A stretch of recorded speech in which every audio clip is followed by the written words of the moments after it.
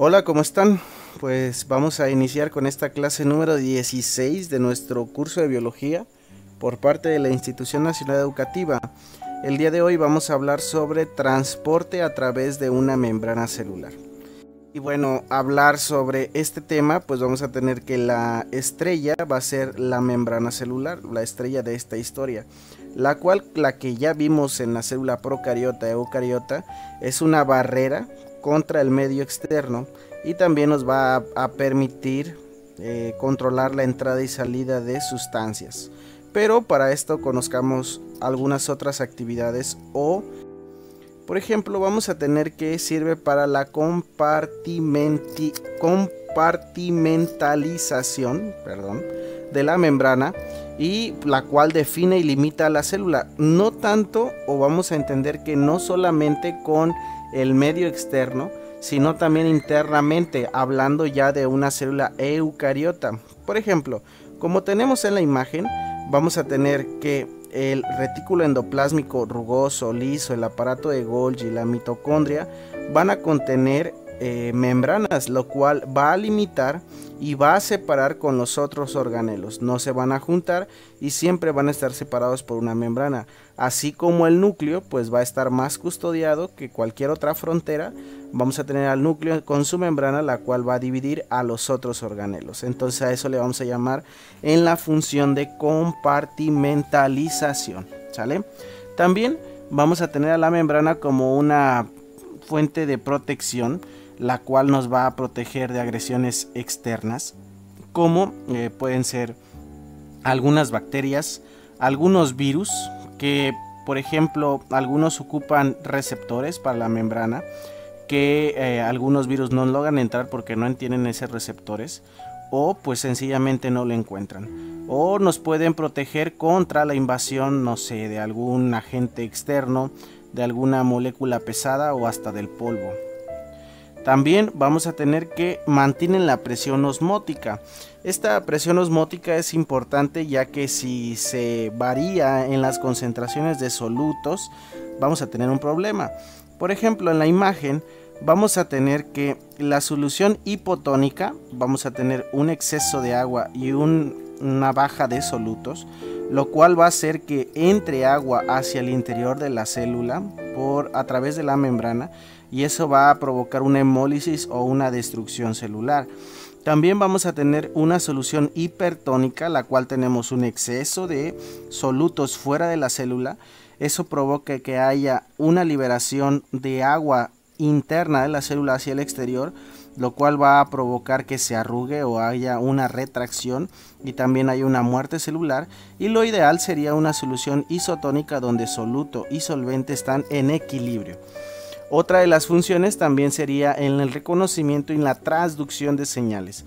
Ya después en su carrera, cuando estén en el área de la salud, van a ver que existen vías de señalización, los cuales van a activar muchas o casi todas las funciones que están en la célula con los principales receptores. Ahí vemos un TLR4, vemos a un receptor anclado a proteína G, que van a desencadenar a cualquier otra vía, y esta vía que les enseño pues es la vía de AKT, que como ustedes pueden ver, activa y también apaga muchas de las proteínas que son importantes para el funcionamiento celular. Bueno, ahí se la regalo. Y también vamos a tener que todas las propiedades descritas en el modelo que tienen las membranas, se desprende una que es la más relevante, que es la permeabilidad selectiva. Vamos a decir que es semipermeable, no es totalmente permeable, y así que es muy selectiva. Y así como tenemos en la imagen, vamos a tener un paso de moléculas por la bicapa de fosfolípidos, lo cual va a ser de una manera muy sencilla o un poco más complicado. Y para esto vamos a tener que una forma muy simple de clasificar a las modalidades de transporte a través de la membrana es por el punto de vista del consumo de energía metabólica. Cuando no hay utilización de energía se le va a llamar transporte pasivo, y cuando hay un aporte energético se le va a llamar transporte activo, ¿vale? Entonces hay que recordar de eso. Cuando andamos de flojos, transporte pasivo, pero cuando le metemos ganitas, transporte activo. Vamos a comenzar con el transporte pasivo, el cual el soluto se mueve siempre a favor de un gradiente, le da flojera ir en contra y siempre va contra con las masas, ¿no? En este tiempo, si alguien dice algo, va a favor de eso porque se quiere evitar problemas. Y entonces se convierte en la fuerza de conducción para el movimiento. Además del criterio anterior, existe la posibilidad de dividir los sistemas de transporte en dos grupos, según que necesiten la presencia de una transportadora o no. ¿Sale? Vamos a tener esta imagen donde nos simplifica. Vamos a tener una difusión simple y una difusión facilitada. Por ejemplo, cuando sus papás le dan dinero, les compran ropa, les hacen los trámites, digamos que les están facilitando la vida, pero no se la están haciendo, solamente les facilitan las cosas, pero necesitan un apoyo. Así van a hacer esta parte. Cuando hablamos de una difusión facilitada es porque necesitamos la ayuda de alguna proteína, pero ahorita lo vamos a discutir. Entonces vamos a tener por un lado el transporte libre, en la que el soluto atraviesa la membrana por diversos lugares, pero sin que el concurso de transportador alguno, ¿sale? Y el otro va a ser un transporte mediado, en el que se requiere la presencia de una proteína de membrana específica para el soluto a transportar. Entonces vamos a tener diferentes, como la ósmosis, que va a ser el paso de moléculas de agua a través de la membrana utilizando acuaporinas, que van a ser proteínas específicas. ¿Por qué utilizará el agua algunas proteínas para que pasen? Recordarán que están compuestas de ácidos grasos. Los fosfolípidos son hidrofóbicos y entonces no pueden estar en contacto con el agua. Otra va a ser pues la difusión simple, que es el paso de sustancias a través de la membrana, como los gases, el alcohol o otras moléculas no polares. ¿Por qué no polares? Porque van a ser compatibles con los lípidos, o hasta hormonas lipídicas, como lo son los estrógenos, tienen entrada libre hacia la célula porque son de naturaleza lipídica. Y vamos a tener la difusión facilitada, lo cual tenemos un transporte celular donde es necesaria la presencia de un carrier o transportador, una proteína integral para las sustancias atraviesen la membrana. Por ejemplo, aquí vamos a tener a la glucosa, que necesita su transportador, en este caso GLUT4, que va a permitir que entre. Y lo vamos a sintetizar con esta imagen que tenemos en pantalla. Una difusión simple donde la molécula pasa sin la ayuda de nadie, solamente por la compatibilidad con la membrana. Y la otra es que necesita una proteína transportadora para poder entrar, ¿vale? Ahí el transporte activo se ve porque corté la imagen, pero no debería de estar ahí.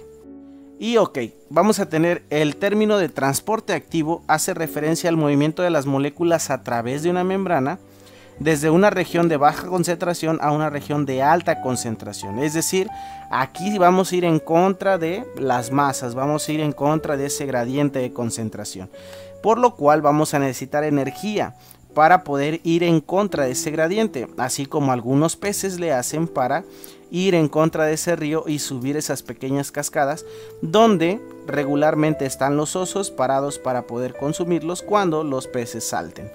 Ok, así que el transporte activo se encuentra normalmente asociado con la acumulación de altas concentraciones de moléculas que necesita la célula necesita, las cuales son iones, glucosa o aminoácidos. Es muy fácil para los para los aniones entrar a la célula, pero para los cationes es un poco más complicado. Por eso vamos a ver que en el ejemplo del transporte activo primario tenemos un ejemplo muy claro, pero el transporte activo primario se va a caracterizar por algo que es importante recordar. Va a utilizar la energía del ATP. Siempre se va a gastar ATP en el transporte activo primario. Y el ejemplo más claro que vamos a tener va a ser la bomba sodio-potasio. ¿En dónde vamos a tener las bombas sodio-potasio o en dónde la vamos a utilizar? La vamos a utilizar en procesos de repolarización de membrana, o en los cambios de potencial de acción. ¿Dónde se utiliza? Lo vamos a utilizar en las contracciones musculares, lo vamos a utilizar en la sinapsis cerebral para las conducciones eléctricas. ¿Y en qué consiste? Solamente consiste en regular las concentraciones de sodio que existen fuera y dentro de la célula a través de una bomba que necesita de ATP para poder activarse. Y después vamos a tener el transporte activo secundario, lo cual la diferencia más importante es que no utiliza ATP, pero sí va a tener una gradiente electroquímico, lo cual le va a permitir que haya ese aporte energético. Esa variación de variantes electroquímicos va a dar esa energía necesaria para que se pueda realizar lo que se requiere. En este caso vamos a tener la captación de glucosa en los intestinos y la captación de iones minerales en las células de los pelos de las raíces de las plantas. Y un ejemplo, vamos a tener esta bomba glucosa-sodio, lo cual va a ser un cotransportador. Si ustedes ven en la imagen, vamos a tener una alta concentración de glucosa y aún así quiere entrar la glucosa, que está en una menor concentración acá, hacia el interior donde tenemos una mayor concentración. Esto lo hace por una variación del gradiente electroquímico del sodio, lo cual permite que haya una fuerza para poder mover esta proteína y haya una internalización de glucosa, hacia el citoplasma. Entonces recordar, tenemos dos, primario y secundario. El primario ocupa ATP, el secundario no ocupa ATP, sino un gradiente electroquímico. Entonces, esperando que haya sido clara esta clase, y les saludo con mucho gusto. Soy el QVP Oscar Baena y nos vemos la próxima clase. Hasta luego.